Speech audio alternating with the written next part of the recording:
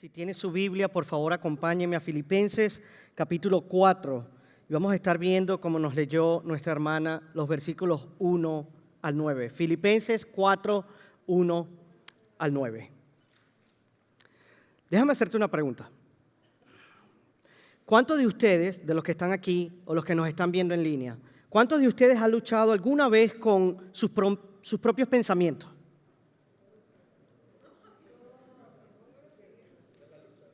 ¿Cuántos de ustedes han tenido esa lucha mental? Yo creo que la verdad es que ninguno de nosotros, ¿verdad?, está solo en esa lucha. Las batallas mentales y emocionales son mucho más comunes de lo que la gente cree. De hecho, los estudios dicen que millones de personas enfrentan cada año la ansiedad, la depresión y otras formas de angustia mental. Entre los adolescentes, de hecho, los números son en un récord de lo alto que están. En los adolescentes el sentimiento de tristeza, el sentimiento de abandono, el sentimiento de desesperanza, ansiedad, falta de propósito está en niveles récord. Así que detrás de esas sonrisas que tú y yo vemos cada día aquí en la iglesia o allá afuera, en realidad hay muchos corazones que están afligidos y muchas mentes que se sienten atrapadas. Incluso algunas de las personas más exitosas y admiradas de nuestro mundo han hablado abiertamente sobre sus problemas de salud mental. Hemos visto artistas, atletas, empresarios exitosos que han compartido sus experiencias personales con la ansiedad, con la depresión y con el trastorno bipolar. Y lo que muchas de estas personas tienen en común y han confesado es que muchos de ellos se sienten atrapados en su propia mente. ¿Alguna vez te has sentido así? ¿Atrapado en tu propia mente? ¿Solo? La pregunta que te hago hoy es, ¿quieres liberarte? ¿Quieres tener gozo en tu vida? Entonces espero que este mensaje esté cargado de esperanza para ti. Pablo también sabía lo que era estar atrapado. Cuando él escribió esta carta a los filipenses, de hecho, él se encontraba en una prisión. Y Pablo estaba allí encadenado, aislado de todo el mundo y limitado físicamente. Sin embargo, vemos que Pablo en medio de esa situación se regocijaba. Su corazón rebosaba en gozo. Y en esta parte final de su carta, él nos va a enseñar algo que es profundamente práctico. Pablo nos va a enseñar cómo podemos mantener el gozo cuando la ansiedad y la negatividad están amenazando consumirnos por dentro. Este pasaje que vamos a estudiar es como un detector de humo espiritual. Porque esas emociones que tú y yo sentimos día a día, la tristeza, el miedo, la angustia, la ansiedad, son solo señales de lo que está ocurriendo dentro de nosotros. Entonces, estos versículos que vamos a estudiar son como detectores de humo, detectores que nos despiertan, nos ayudan a hacer frente al fuego que está ardiendo en nuestras mentes.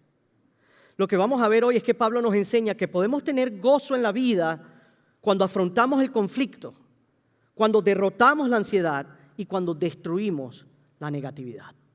Veamos ese primer punto, afrontando el conflicto, regocijándote en Jesús. Vamos a ver que el conflicto nos roba el gozo, pero regocijarse lo restaura. Versículo 1. Así que, hermanos míos, amados y añorados, gozo y corona mía. Aquí estamos viendo que Pablo está teniendo una conversación muy íntima con estas personas. Él ama a estas personas y estas personas lo aman a él. Así que esto va a ser una charla familiar.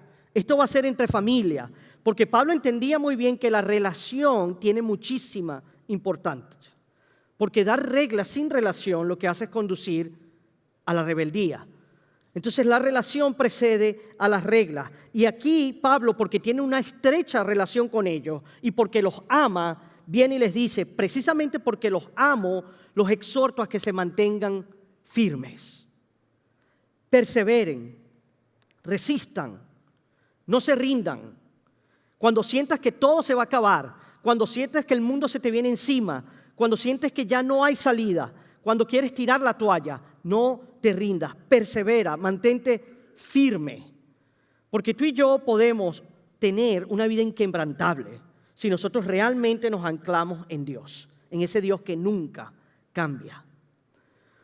Pablo prosigue en los versículos 2 y 3 y dice: ruego a Evodia y a Síntique que vivan en armonía en el Señor. No sé si se dan cuenta, pero son dos nombres de mujeres. Evodia y Síntique, que vivan en armonía en el Señor. Y lo que está sucediendo aquí es que vemos a dos líderes femeninas que trabajaron junto a Pablo en el Evangelio. Y nosotros, ¿verdad?, creemos, y lo que vemos acá es que tanto hombres como mujeres son iguales en dignidad y en valor ante los ojos de Dios. Porque ellos fueron creados, tanto hombre y mujer, a su semejanza y a su imagen. Y fueron creados para complementarse mutuamente. Entonces nosotros creemos que el pastorado bíblicamente fue reservado para la figura del hombre. Sin embargo, nosotros no negamos que necesitamos mujeres en el ministerio. Necesitamos mujeres en el ministerio y es la razón por la cual tenemos un ministerio de mujeres en las que hay líderes y directoras que están floreciendo. Tenemos un ministerio de niños en que hay mujeres que dirigen y son directoras y líderes y continúa creciendo. Porque la realidad es que la iglesia no florece cuando las mujeres no florecen. Y una iglesia saludable valora y utiliza las contribuciones únicas, tanto de los hombres como de las mujeres. Así que viendo esta carta nos damos cuenta que el problema estaba dentro de la iglesia. Había un problema en la iglesia y como en cualquier relación existía la posibilidad de que surgieran conflictos. Cuando esta carta, imagínense, llega a la iglesia, me imagino a toda la iglesia reuniéndose. Nos ha llegado una carta del apóstol Pablo. Todos se sentarían listos, dispuestos a escucharla. Y entonces abren la carta y comienzan a leerla en voz alta para que todo el mundo la oiga. Imagínate tú allí sentado, ¿cuánto no desearías tú que tu nombre estuviese en esa carta? Que el mismísimo apóstol Pablo te mencionara por nombre. Que tu nombre quedara aquí registrado en la Biblia. ¿Te imaginas? Y a medida que la van leyendo, comienzan a escuchar lo que va diciendo, capítulo 1, capítulo 2, capítulo 3, ¡wow! Hasta que llegan al capítulo 4 y allí escuchas tu nombre. Pero cuando escuchas tu nombre, resulta que se refiere a un problema, a un conflicto con otro creyente. ¡Auch! Qué incómodo, ¿no? Pero precisamente porque esta situación estaba pasando, Pablo los confronta y de hecho le pide a otra persona, Clemente, que intervenga en el asunto. Y lo que sucede en la iglesia, muchas veces, gran parte del conflicto en la iglesia, tiene que ver con personas rebeldes que nunca se someten a nada y que se ofenden fácilmente cuando se les confronta. Muchos de los problemas que suceden en la iglesia es porque la persona no se somete al Señor. Y cuando no se somete al Señor, no se somete al liderazgo. Y cuando no se somete al liderazgo, no se somete a ninguno de sus hermanos. No rinde cuentas. Entonces, muy fácilmente se ofenden cuando son confrontados. Y muchas veces la persona pierde la perspectiva y entonces no puede ver la bondad de Dios obrando. No puede ver la provisión de Dios, sino que comienza a quejarse y a criticar. Y comienza a inventar excusas, ¿verdad?, para su dolor. No, el hermano ni siquiera me saludó. No, esa hermana ni se comunicó conmigo, aunque nunca le dije lo que me estaba pasando. O no, aquel fulano ni siquiera me preguntó cómo me fue ese fin de semana en la playa cuando decidí faltar a la iglesia. Todo este tipo de excusas que ponemos porque hemos perdido el gozo. Y la realidad es que no sabemos por qué se peleaban estas hermanas. La carta no nos dice, pero pudo haber sido algo menor que se convirtió en algo grave. Lo que sí podemos ver es que se hirieron sentimientos, se dijeron cosas, se tomaron bandos y entonces los ánimos se caldearon. ¿Y cuál era la mayor tragedia? La mayor tragedia en todo esto es que ellas estaban en el mismo equipo. Ellas no eran enemigas, eran hermanas en Cristo, pero estaban enfrentadas entre sí. Y la situación estaba tan tensa que Pablo tuvo que intervenir y escribirles una carta para que pararan. ¿Y qué fue lo que les dijo Pablo que hicieran? Les dijo, vivan en armonía en el Señor. Fíjense, Pablo no dijo, averigüen bien quién tiene la razón. No, él llamó a ambos y a la congregación a centrarse en lo que es correcto, en Jesús. Y cuando él dice vivir en armonía, se refiere a tener la misma mentalidad, el mismo sentir. Y esto, hermano, es una de las cosas más importantes que tú y yo tenemos que aprender en la vida cristiana. Porque estar en un mismo sentir, tener una misma mentalidad, implica que vamos a ponernos de acuerdo en lo que es esencial y no nos vamos a enfadar por esas cosas que no tienen realmente importancia. Y Pablo les recuerda su identidad, les dice, sus nombres están escritos en el libro de la vida. Pablo de nuevo los lleva a Jesús, porque Jesús es el denominador común. Todo lo que tú y yo discutamos con otros creyentes en este mundo es menos importante que Jesús. Lo que nos une en Jesús es mucho mayor que todo lo que nos pueda dividir aquí en esta tierra. Y la realidad es que tú y yo vamos a pasar la eternidad juntos. Amén. Así que quizá deberíamos aprender cómo llevarnos bien ahora que estamos aquí en la tierra. ¿Sí? Pablo les dice cómo hacerlo. Versículo 4, regocíjense en el Señor. Y ahora Pablo sí va a llegar al fondo del problema. Porque todo esto estaba sucediendo debido a un problema del corazón. Era una cuestión de gozo. El conflicto que estaba sucediendo en la iglesia no se debía realmente a las personalidades de estas dos mujeres, sino que más bien había un gozo mal encauzado. Por eso Pablo nos ordena que nos regocijemos. Y como hemos dicho anteriormente, regocijarse es una acción, es un verbo, regocijarse, mientras que el gozo es un sustantivo, es el resultado de cuando nos regocijamos. Por eso no podemos tenerlo a la inversa. No podemos esperar sentir gozo para regocijarnos. No, es al revés. Debemos regocijarnos para que así se produzca el gozo. Y la manera en que debemos regocijarnos es, dice Pablo, siempre. Siempre. Regocíjense siempre y síganse regocijando. No solo en las buenas situaciones, sino en toda situación. Y luego nos repite, otra vez lo diré, regocíjense. Es decir, sin importar lo que te suceda a ti, sin importar lo que esté pasando a nuestro alrededor, regocíjense. Por eso lo primero que tú y yo debemos hacer cada mañana, cada día, es buscar que nuestra alma se sienta feliz en el Señor, que se regocije en Él. Porque si tu alma no está feliz en Jesús, vas a buscar el gozo en otra parte, ya sea en la aprobación de los demás, en el éxito, en el control o tal vez en la comodidad, en la pereza. Pero el gozo no se encuentra en nuestras circunstancias. El gozo se encuentra en una persona y es en el Señor. El gozo realmente no es conseguir todo lo que queramos. El verdadero gozo llega cuando te das cuenta de lo que no mereces. Cuando te das cuenta de lo que mereces. Yo merezco el juicio y la ira. Tú mereces el juicio y la ira. Pero en cambio Dios nos da la gracia y el cielo. Y eso lo cambia todo. Porque cuando te das cuenta que has recibido lo que no merecías, no puedes más que sentir gozo. El gozo proviene de tener una relación correcta con Dios a través de la obra y la persona de Jesús. Por eso fue que Jesús le dijo a los discípulos que no se regocijaran en sus circunstancias. Había una vez cuando los discípulos en Lucas 10:20 estaban celebrando el poder que Jesús les había dado. Y aquí venían estos discípulos celebrando que los espíritus incluso se sometían a ellos. Y su maestro Jesús les dice, no se regocijen de que los espíritus se les sometan, sino regocíjense de que sus nombres estén escritos en los cielos. Es decir, tus equipos pierden. No podemos regocijarnos en eso. Tu dinero se acaba. Hoy lo tienes, mañana no. Tu salud se deteriora. Ni siquiera en nuestra salud podemos regocijarnos. Nuestros carros, nuestras casas nuevos se van dañando, van pasando de moda. No podemos regocijarnos en los éxitos de la vida. Tenemos más bien que regocijarnos en que nuestro nombre esté escrito en el libro de la vida. Ese es el mayor gozo. Y si no encontramos, hermanos, nuestro gozo en el Señor, sino en cualquier otra cosa, eso se va a reflejar en nuestras relaciones diarias. Así que cuando tú tengas muchos conflictos con los demás, a menudo es una señal de que estás perdiendo el gozo en Jesús.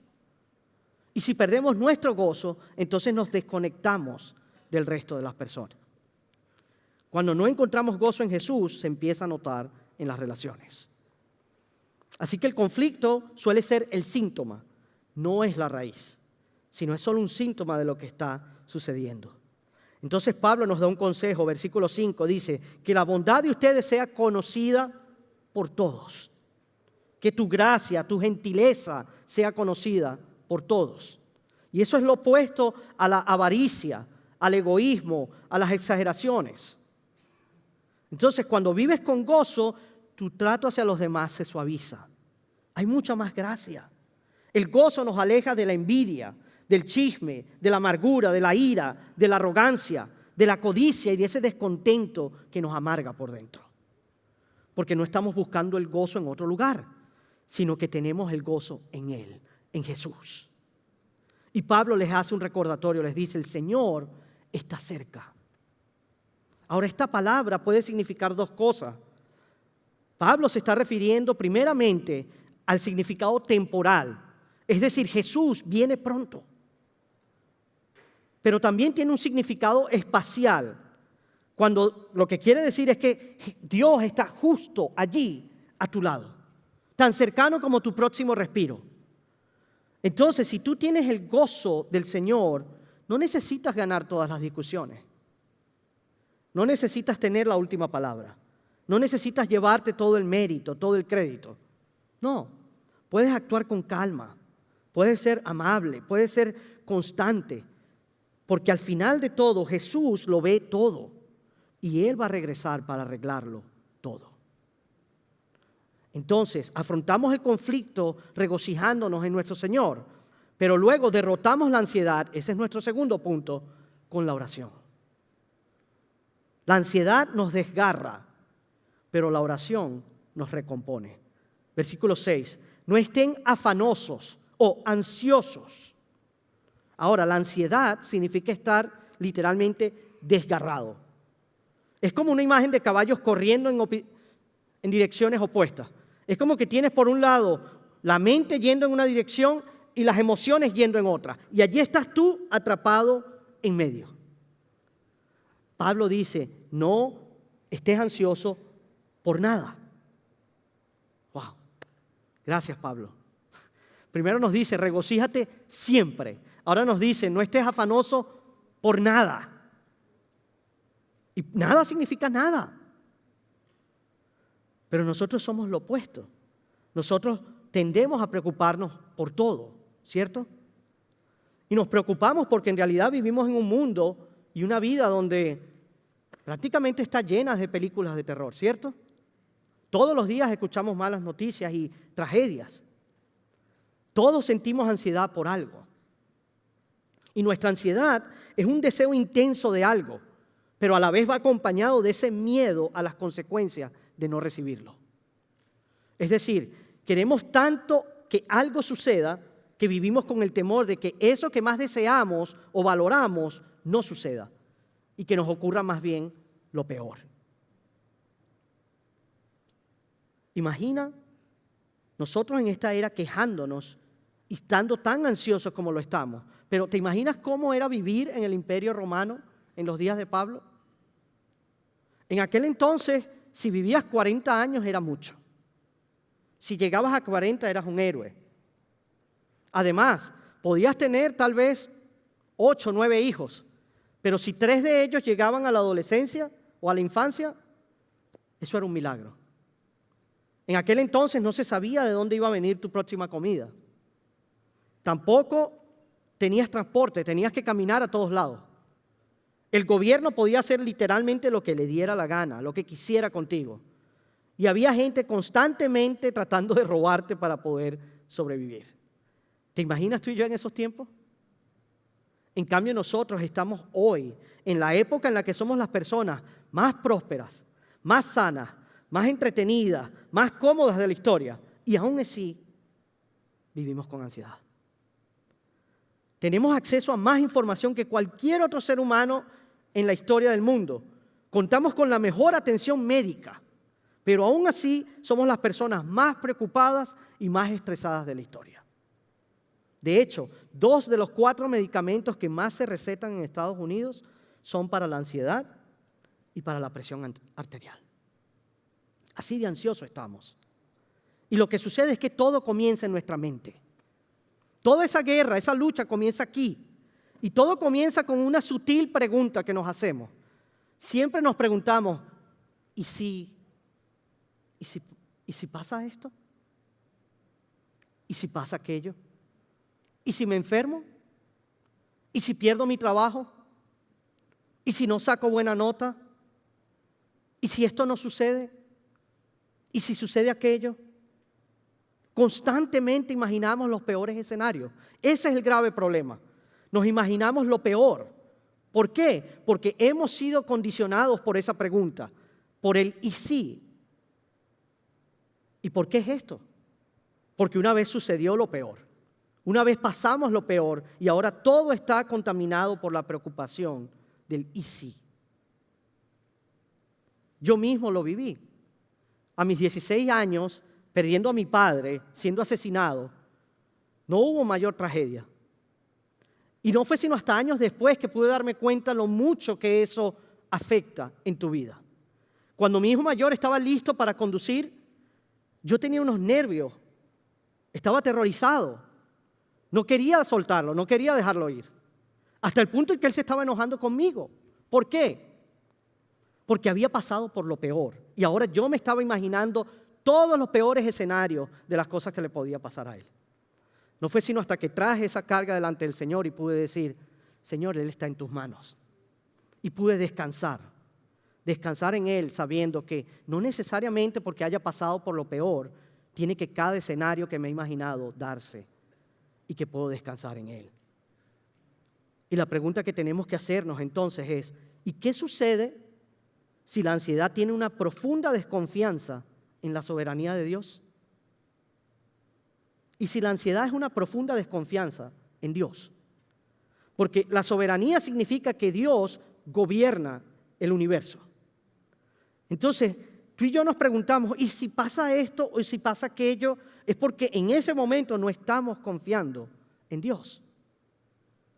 La preocupación dice, Dios, si yo controlara el universo, todas las cosas serían muy diferentes. Pero la pregunta más importante que tú y yo podemos hacernos en esta vida es esa. ¿Voy a confiar a Dios en esto o no? ¿Confiaré en Él o confiaré en mí? Nuestra ansiedad, hermano, es el miedo. Es un miedo que intenta controlar lo que no puede controlar. Por eso vivimos con ansiedad. Queremos controlar aquellas cosas que están fuera de nuestro control. Podemos cuidarnos mucho, pero no podemos controlar del todo nuestra salud. Es posible que suframos un cáncer. Es posible que tengamos un accidente de tránsito. Es posible que nos dé un infarto. Tampoco podemos controlar a nuestra familia, por más que intentemos. Tus hijos pueden rebelarse, pueden tomar malas decisiones, tu cónyuge puede hacer alguna locura y tampoco podemos controlar nuestra finanza. Por más que nos esforcemos y seamos buenos administradores, el mercado cambia. De hecho, la edad de jubilación cada vez es mayor. Tal vez tú y yo nunca lleguemos a jubilarnos. Podemos actuar con mucha sensatez y es bueno que lo hagamos y que sigamos buenos principios, pero tenemos que entender que eso no garantiza nada. Vivimos en un mundo muy volátil y cambiante. Por eso Pablo dice, no te afanes, no te desesperes. ¿Por qué? Porque Dios tiene el control. Si tú y yo fuéramos a un restaurante y yo te dijera, oh, disculpa, hermano, lo siento mucho, pero dejé mi cartera en casa. No es que suele hacerlo, pero supongamos que lo hiciera. He dejado mi cartera en casa. ¿Qué sucedería si tú me dices, no, tranquilo, no te preocupes? ¿Qué significa eso? Bueno, eso significa que tú cubres la cuenta, ¿cierto? No te preocupes, yo pago. Eso significa que tú cubres mis espaldas. Eso es precisamente lo que Pablo nos está diciendo. Deja de preocuparte. No te preocupes porque Dios lo tiene todo bajo control.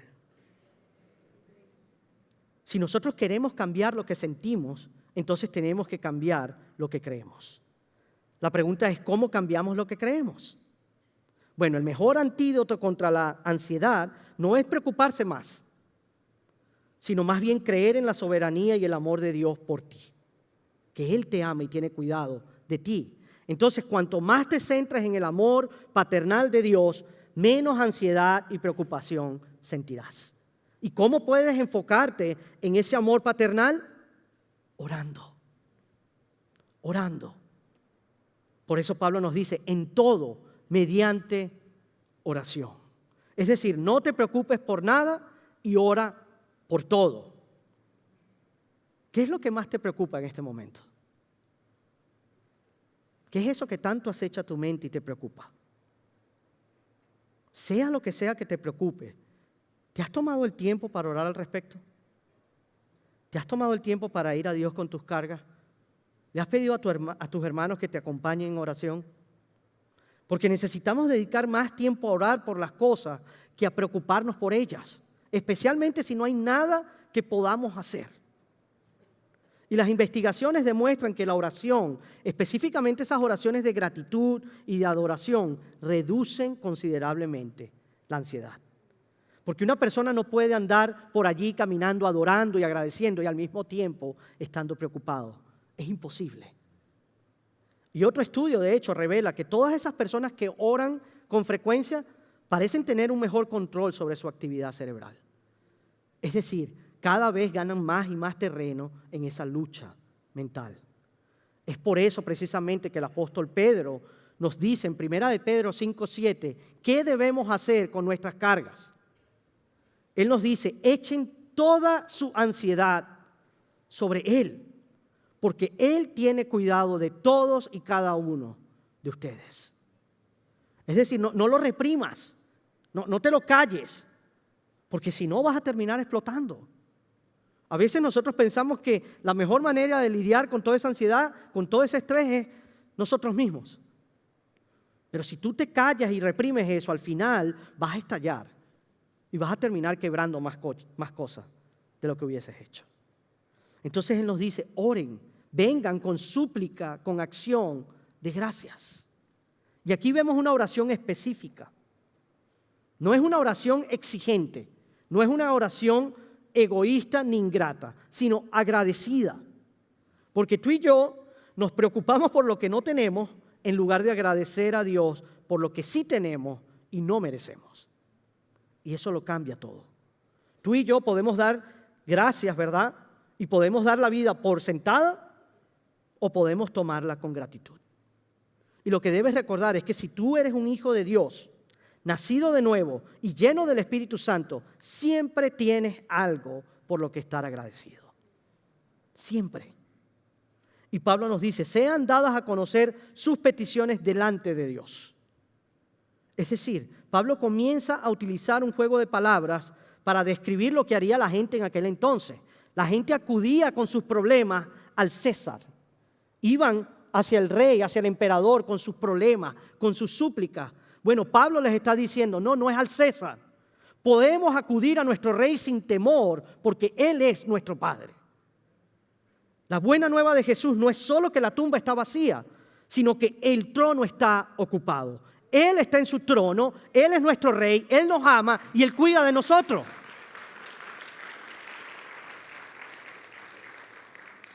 Así que lo mejor que tú y yo podemos hacer cuando nos ataquen esos momentos de ansiedad es respirar su gracia y exhalar su alabanza. Respira su gracia y exhala su alabanza. Porque en Romanos 8, versículos 31 y 32, Dios nos dice, Pablo nos dice, entonces, ¿qué diremos a esto? Si Dios está por nosotros, ¿quién estará contra nosotros?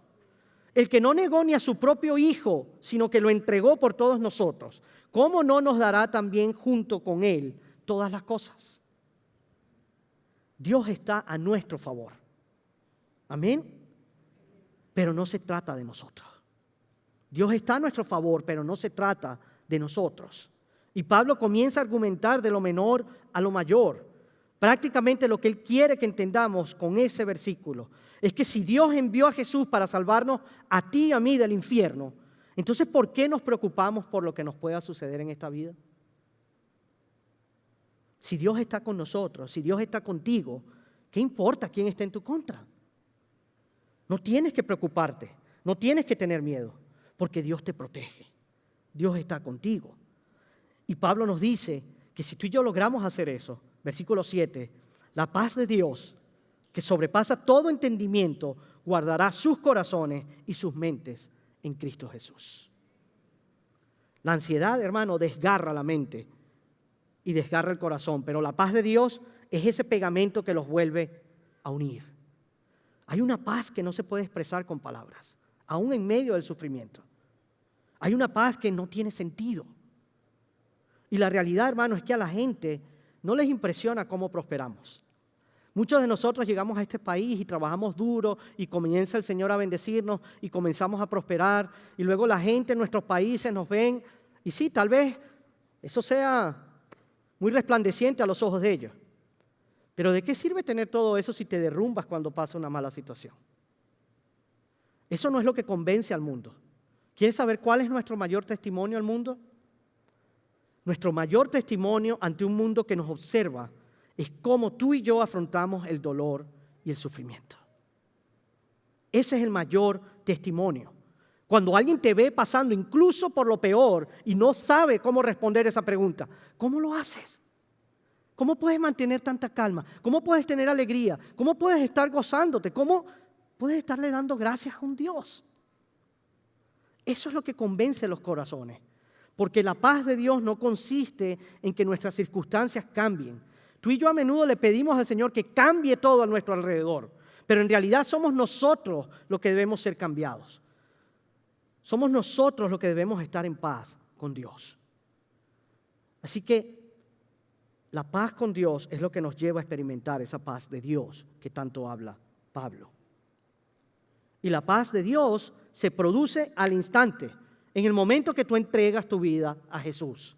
Pero la paz de Dios se va profundizando a medida que tú vas recordando que Él te ha salvado y cuánto te ama, incluso cuando no lo merecemos. Entonces, afrontamos el conflicto regocijándonos en Jesús. Vencemos la ansiedad a través de la oración y cercanía al Señor. Y por último, punto número 3, destruimos la negatividad con la adoración. Los pensamientos tóxicos van a destrozar nuestra mente, pero la adoración va a transformar nuestra mente por completo. Versículo 8, Pablo continúa y dice, por lo demás, y aquí ya está finalizando, está conectándolo todo, y nos dice, todo lo que es verdadero, digno, justo, puro, amable, honorable, excelente y digno de elogio, en eso mediten, piensen en eso. Y aquí Pablo nuevamente toma esas virtudes grecorromanas de aquel entonces. Estas eran palabras y virtudes que usarían filósofos como Sócrates, como Cicerón, como Aristóteles. Él viene y las toma todas y las une en una.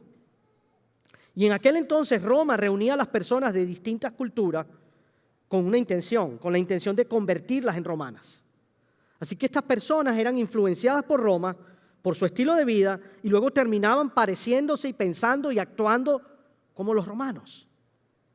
Y eso es precisamente lo que está diciendo Pablo. Si tú quieres tener gozo en la vida, tienes que cambiar tu forma de pensar. A ver, ¿cuándo fue la última vez que tú pensaste en lo que piensas? ¿Cuándo fue la última vez que analizaste las cosas que tú piensas día a día? Porque la palabra nos dice que como un hombre piensa en su corazón, así es él. Como tú piensas en tu alma, así vas a ser. Y tú y yo tenemos una capacidad sobrehumana para poder enfocarnos en todo lo malo y rara vez enfocarnos en lo bueno. Es más fácil enfocarse en lo verdadero, bueno y bello o en lo que es falso, malo y feo. En una era de negatividad como en la que vivimos, tú y yo podemos ser diferentes si nos centramos en lo verdadero, lo bueno y lo bello. ¿Y qué es lo bueno, verdadero y bello? El Evangelio.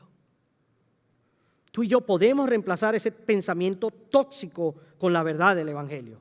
Porque ya yo no tengo que pensar de la forma que solía pensar, porque ya yo no soy quien solía ser. He sido hecho nuevo y debo entender que lo que tú y yo pensamos, nos convertimos en eso. Nos convertimos en las cosas que contemplamos. Así que si quieres deshacerte de pensamientos negativos, debes sustituirlos por pensamientos positivos. Y con esto no quiero decir la atención plena, el mindfulness, ni el poder del pensamiento positivo. No. Estoy hablando de algo mucho mayor. Porque tú y yo fuimos creados para algo mucho mayor. Fuimos creados para la adoración. ¿Y quién es realmente verdadero, honorable, justo, puro, amable, digno de toda alabanza, excelente, digno de elogio? ¿Quién? Solo Jesús. Pablo nos está diciendo, enfóquense en Jesús. Entonces, si quieres deshacerte de los pensamientos negativos y tener gozo en tu vida, adora a Jesús. Pon tu mente en Él, pon tus ojos en Él, porque todo aquello que tú alimentas crece y lo que matas de hambre muere. Entonces, tómate tiempo para adorar. Escucha música de adoración. Muéstrame tu lista de reproducción y sabré exactamente lo que estás pasando, lo que estás pensando, incluso a quién estás adorando. Llena tu mente con la verdad, con la palabra de Dios. Sumérgete en ella. Rodéate de una comunidad cristiana, de hermanos que te apoyen. Canta a Jesús con fervor. Adóralo. Es lo que nos dice el salmista en el Salmo 34, versículos 1 al 3. Bendiciré al Señor en todo tiempo. Continuamente estará su alabanza en mi boca. En el Señor se gloriará mi alma. Lo oirán los humildes y se regocijarán. Engrandezcan al Señor conmigo y exaltemos a una su nombre. Cuando tú y yo nos reunimos aquí, hermanos, esto no es solo un karaoke cristiano. No. Esta es la adoración al Dios vivo que nos salvó, que nos perdonó, que nos redimió, que nos adoptó y que nos liberó. Nos necesitamos unos a otros para poder recordarnos lo que Jesús ha hecho por nosotros. Por eso Pablo nos llama, por último en el versículo 9, a la acción. Nos dice, lo que también han aprendido y recibido y oído y visto en mí, eso practiquen. Y el Dios de paz estará con ustedes. Es decir, Pablo dice, no solamente piensen en esas cosas, sino que hagan esas cosas. Si hacen lo que yo les digo, el Dios de paz estará con ustedes. Así que este es el secreto para tener gozo y paz en la vida. Aquí está el secreto. El gozo en la vida consiste en experimentar la paz de Dios en cada paso. Ese es el gozo. En los días de Pablo, todo el mundo hablaba sobre la Pax Romana, un tratado. Se trata de 2 siglos de supuesta paz que fue constituido por el Imperio Romano. Pero esa paz se construyó sobre el poder, sobre el miedo, sobre el control. Era el tipo de paz que solo se conseguía cuando alguien se veía obligado a doblegarse. Pablo nos dice que hay una paz mejor. Hay una paz que produce gozo y es la paz de Jesús. La paz con Dios que dura para siempre gracias a Jesús. Y esa paz no se impone con ejércitos, sino que fue asegurada por una cruz y por su resurrección. Y no se mantiene esa paz con miedo, sino con gracia. Y esta es la verdad. Nunca experimentarás la paz de Dios si no tienes paz con Dios. Nunca experimentarás esa paz si no tienes paz con Él. Nunca tendrás paz con Dios hasta que entregues tu vida completamente a Jesús. La verdadera paz comienza cuando dejas de huir, cuando dejas de resistirte y cuando entregas tu vida completamente a Jesús. Y hoy quiero darte esa oportunidad. Vamos a ponernos de pie.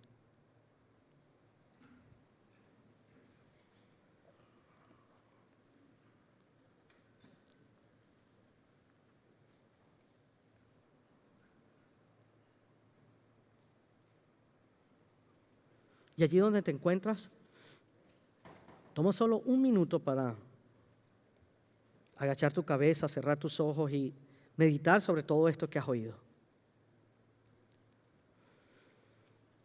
Solo piensa cómo Dios te está hablando en esta mañana. ¿Qué es lo que te está llamando a hacer? La realidad es que algunos de los que están aquí tal vez no tengan paz porque no han entregado realmente su vida a Jesús. Si ese eres tú hoy, puedes venir adelante y con gusto vamos a orar por ti, para que tú puedas recibir al Señor como tu Salvador, para que tú puedas experimentar esa paz que sobrepasa todo entendimiento. Una paz que solo Dios puede dar y que el mundo no puede entender. Pero tal vez tú te encuentras hoy acá y tú caminas con Jesús. Pero sé muy bien que hay personas acá que probablemente están como las dos mujeres en la iglesia, enojados tal vez con alguien, enemistados. Hoy es el día que des un paso al frente y pidas por eso. O tal vez tú estás acá y tienes todo tipo de ansiedad. La ansiedad te está carcomiendo, estás desesperado, estás preocupado, están sucediendo muchas cosas en tu vida, no sabes qué te depara el mañana, estás atrapado en tu mente en una situación de la cual no puedes salir, no puedes hacer nada más que confiar en el Señor y necesitas oración, necesitas apoyo de tu comunidad. Hoy quiero invitarte a eso, a que des un paso adelante y busques ese apoyo. Hoy quiero invitarte a la acción, a que vengas y ores.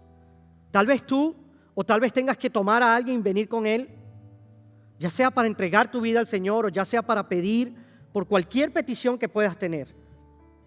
Pero da ese paso hoy. Pablo nos dice, no solo piensen en estas cosas, sino actúen sobre ellas. Y hoy es el día de actuar.